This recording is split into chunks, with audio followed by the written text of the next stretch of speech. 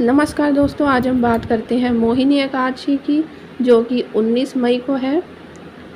मोहिनी एकादशी के दिन सुने ये कथा, मिलेगी समस्त दुखों से मुक्ति। मोहिनी एकादशी का दिन भगवान विष्णु को समर्पित है। माना जाता है कि इस दिन भगवान विष्णु की श्रद्धापूर्वक पूजा करने से व्यक्ति को शुभ फलों की प्राप्ति होती है। साथ ही व्रत कथा का पाठ करने से व्यक्ति को समस्त दुखों से मुक्ति मिलती है। आइए मोहिनी एकादशी का महत्व जानते हैं। मोहिनी एकादशी से जुड़ी ये मान्यता है कि समुद्र मंथन के समय जब अमृत कलश प्राप्त हुआ, तब देवताओं और असुरों में आपाधापी मच गई। असुर देवताओं से अधिक बलशाली थे, जिसकी वजह से वह देवताओं पर भारी पड़ने लगे। जिसके बाद सभी देवताओं ने भगवान विष्णु जी से मोहिनी रूप धारण करने का आग्रह किया और भगवान विष्णु ने मोहिनी रूप धारण कर असुरों को अपने मोह के जाल में फंसाकर सारा अमृत देवताओं को पिला दिया। इससे सभी देवताओं ने अमृत प्राप्त किया। यही वजह है कि इस एकादशी को मोहिनी एकादशी कहा जाता है। आइए सुनते हैं मोहिनी एकादशी व्रत कथा। पौराणिक कथा के अनुसार सरस्वती नदी के तट पर भद्रावती नगर था।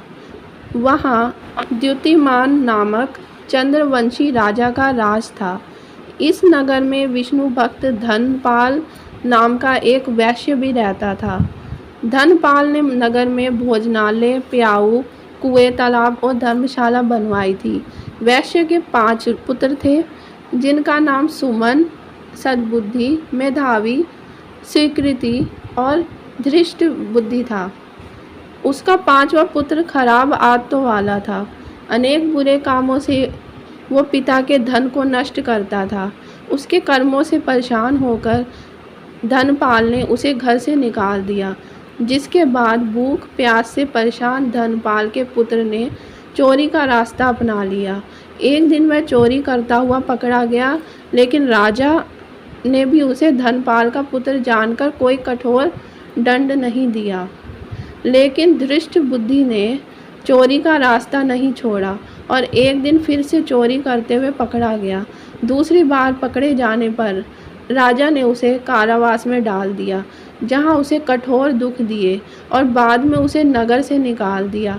जिसके बाद वह वन में जाकर रहने के साथ पशु पक्षियों का शिकार करके अपना जीवन चलाने लगा।